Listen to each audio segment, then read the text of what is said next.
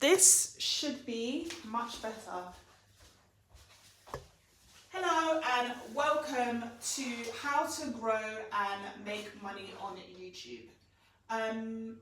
If I'm going to go back to getting started, one of the things that I spoke about is you need to be consistent.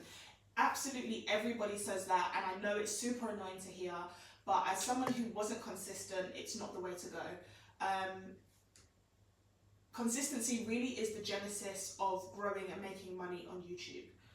So like a few years ago, I started YouTube. One or two of my videos did really well. I remember like getting over 2,000 views, and I was like, wow, 2,000 views. And I really thought that's all it took. Now, views are important. To an extent, views are way more important than subscribers. But I didn't understand how YouTube worked. So I would post infrequently. And that's because, and I'm going to come to it, I felt like I didn't have access to the right equipment, not knowing that I could just start with my phone and build as I go along. So I would grow a bit on YouTube, then I'd stop. Now, what I have learned the hard way is that YouTube rewards consistency. If you think about some of your favorite shows in the world, right, shows that you watch on a regular basis, and let's say, for example, it's EastEnders or Friends or Love Island, whatever it is you watch. Imagine if they just decide they don't want to film that day. They don't want to edit that day. So the show that you love doesn't go up. If they did that infrequently, the network that they're on isn't going to reward them because it just doesn't make sense. And you don't want that for yourself either. You need to make sure you're thinking about how often you're posting and make sure that you stick to that frequency. I cannot say it enough. Please make sure that you're doing it, because when you watch your favourite shows, there isn't episodes missing, they're all there. So if you love your favourite shows, there are people that's going to love your channel, but they can only love your channel if you show up consistently. Now, for those of you who are starting out, maybe you are starting straight from scratch, I would suggest filming a few videos in bulk first, edit some, and then start putting them out. Now, something I've now learned to do, thank God, is film in bulk. So I have 2 or 3 times a month where I film videos very much in bulk, because I used to do this dumb thing where I would just film when I felt like it. Okay, it's time to film, and it was just so silly looking back at it because it wasted so much time each week. Whereas when I prepare a script and things like that, I can bang out all the videos I need for a period of time. So yeah, that's the best way to stick to a good routine. If you film a lot of videos, you need to stay on top of that admin. Now, depending on what your videos are about, I would say if you're starting out, it is worth keeping your videos to a maximum of 10 minutes. So you want to think about your watch time. That is incredibly important. So let's say your videos average on 10 minutes, but your average watch time is 3 minutes 30 seconds. You may want to think about making your videos a bit shorter, so about 6 minutes. You want to make it succinct. If people are dropping off as well, so it's like, yay, loads of engagement, boom, it drops. You need to figure out why it's dropping at that point, and look at what you can do. Maybe you want to kind of change your editing style. Is there something you're doing in the middle that is boring people? These are things to know. But yeah, make sure you look at making your videos a maximum of 10 minutes, in my opinion, to start with. It can be anywhere between 5 to 10 minutes, because in the beginning, you don't need to worry about ads and all of these things. You just need to worry about being consistent. That's the key. Now, if we're going to get onto frequency, I've heard a lot of people say in the beginning that when they've been trying to grow on YouTube, they have shown up twice a week. Now, once again, as I've spoken about, you need to be able to show up twice a week every week. It can't be like, oh, twice a week this week, then once a week. Why? People need to know when you are uploading. So for example, I see on YouTube banners, oh, I post on Tuesday and Thursdays at 7 p.m. GMT, for example.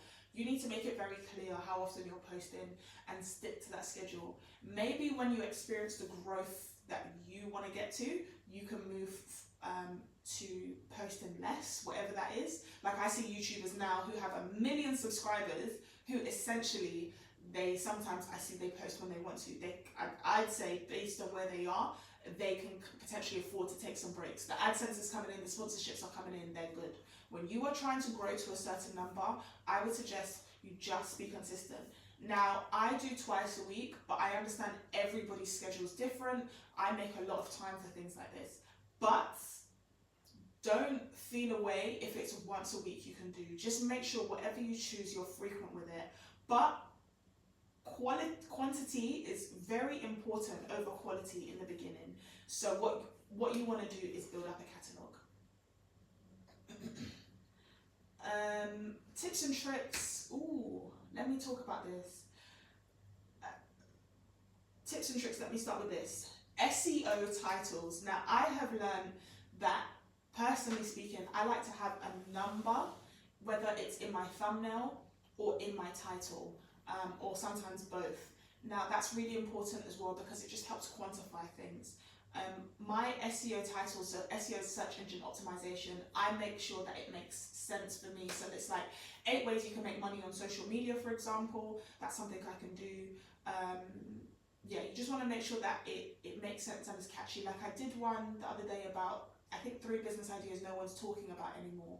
You want in 2023. Sometimes I add the year to the title. That's quite important. Why? Because people are looking for current ideas. And if people are looking for something in that field and then they see something else. So let's say you do something this month and then a particular type of post goes viral next month and it's related to yours, that can help your viewership as well. So think about that.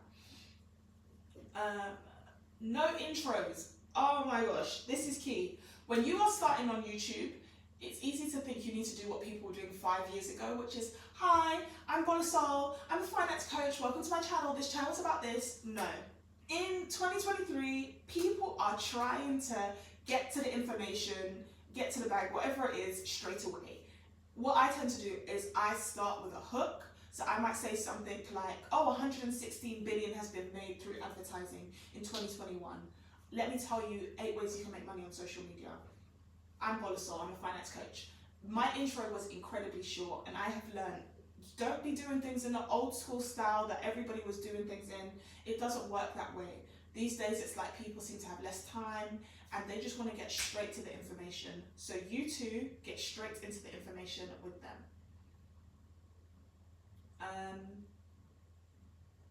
Your videos need to be valuable to people watching.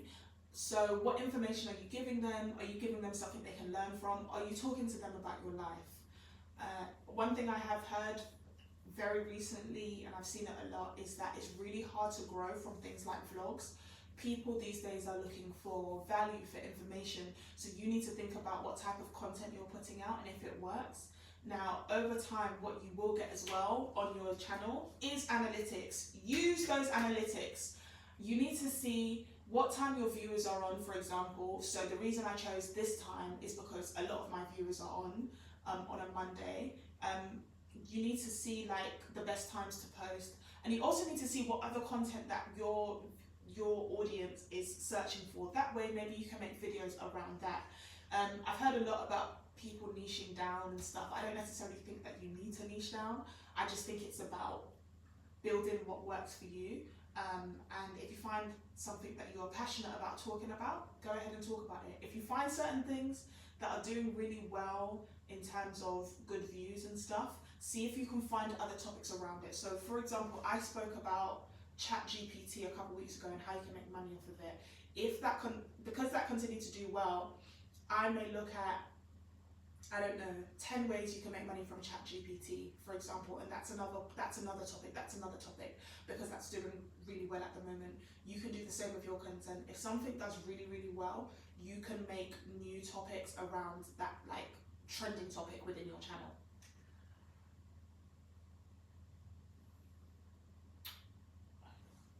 So, I don't know why I put this point next, but listen, YouTube is a full-time gig. People make the bulk of their money through YouTube. Take it from someone who was super focused on Instagram for way too long. YouTube is the constant it, babe. So don't run away from it. You can't run away from it. How people make their monthly salaries, in my opinion, is through like YouTube, because the AdSense is always coming in. Of course, you need to be getting views as well. It's not just about subscribers.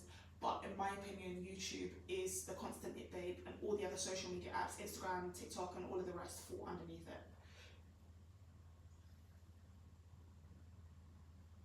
Now, one thing I've learned, as you can see, my background currently, it is not plain. I used to film behind like just a normal back white wall, and the reason I would do that is literally because I don't know, I just didn't think about a backdrop. But some people, they really want to see a bit more because all they're having to focus on is your face. And in today's world, people's attention span is really, really low. So just having a backdrop, it can just make people like click off. But think about where you film and things like that. Sometimes it's good to have some greenery in the background, you can have some books, whatever it is. Just make sure that you do have a good backdrop that's not plain. Ooh, this one's key. Don't be worried about equipment to start. That is important. I started on my phone. I have recently leveled up from there. You also want to make sure that the audio is good. You'll improve over time, so you don't want to be too hung up on where you are today or where you are in the moment. If you have your phone and that's where you start, so be it. You're going to get better over time. That is the key. And when you get started out, when you get started out, I have heard time and time again, it is quantity over quality. You need to create your own catalogue of content that's going to do well over 5 years, 10 years or so, and so on. In my opinion, YouTube and AdSense is essentially like passive income. If you make good content, and in my opinion, evergreen content that people can continue to use over time, it's just going to work long term. So make sure you think about that. Don't get too hung up in the quality. Make sure the audio is really important, and then create your catalogue, keep going. Now, when you're creating all of your videos, use shorts. These are all the tips that will help you grow. I'm seeing people grow astronomically from using shorts. Do not sleep on shorts. And you can remix your long form content into small bites. So shorts are a great way to do that. So please don't sleep on it. And you can put like trending sounds in the background as well, that can help. Going live is good too. So I will be doing a lot more lives, whether it's about making money on Instagram, etc., etc. Please think about that as well. When it comes to YouTube, like I said, it is a bit like a full-time job. I have a full-time 9 to 5, but I find a way to fit it around this. Find time to go live, for example, because that counts towards like your watch hours. And yeah, do shorts as well. If you want to be a successful content creator, YouTuber, you need to do the work, and like you can't just be like a one-trick pony these days. Now, don't forget as well, you need a section under like every YouTube video that you post. You need a section where you talk about where people can find you. So you need to leave an email somewhere where people can contact you for sponsorships. And it's funny because you don't need to meet the criteria for YouTube to get sponsorships externally. So let's say that you wanted to work, let's say you do makeup and you want to work with a makeup brand. If you are getting, I don't know, good views, but you haven't met the 4,000 hours yet, brands can still sponsor you. It's not the end of the world. You could be doing well on Instagram and TikTok and get ads there. And maybe if you want to do like a group, like you want to group how your content is, you could be like, okay, pay me X amount if I do a lot of the work on TikTok, and then I move to, I do some of it on YouTube as well. So like 20% I'll do on YouTube. I'll shout you out in my video, for example, let people know about your products or services. And then you can just basically mix and match. So bundle it together. So you can bundle some of the different social medias. I've done that personally, and I've made money on YouTube before having to think about whether or not I fit YouTube's criteria to be monetized.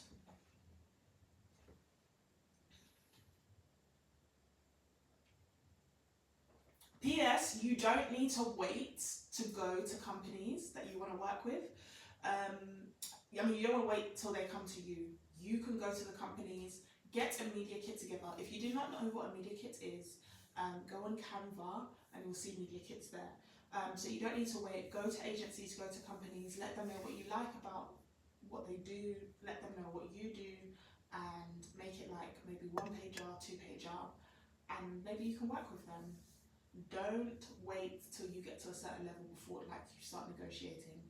No, it may not be a lot in the beginning, but it's good to have some brands that you love on your like virtual CV. No, on your digital CV.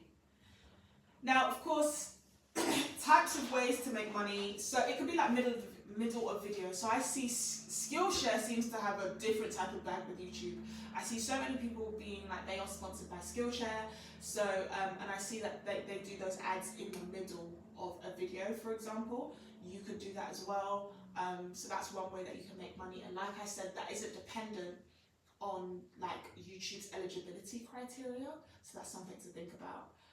AdSense, but this is also based on when you qualify for YouTube's criteria. So I think it's 1,000 subscribers, 4,000 watch hours within a year, something to think about. And I think there's something else, but I can't remember off the top of my head. Now, Shorts. Monetization for Shorts is coming really soon. It's starting in February, which is essentially in a couple of days. So this is something to think about. That's why I said Shorts is really good for you to get in, because once they start monetizing, then a lot more people are gonna be doing Shorts.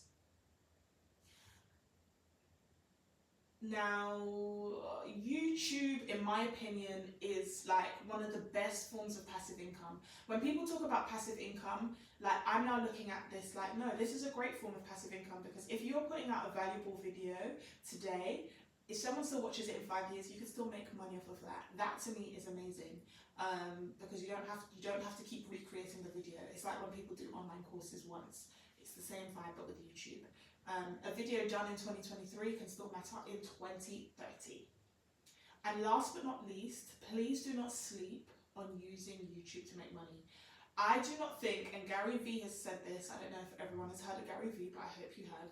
Gary Vee said that he thinks the way people make money on social media and how much people make on social media, it may not be as profitable like in the next decade, so in 2030s and so on. And you don't want to be one of those people who's just like, I wish I got started but I never did. So please make sure that you get on it.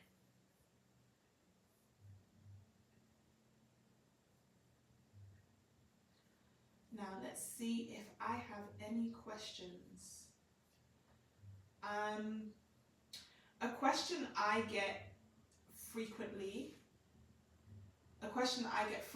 is like, don't you get nervous and things like that.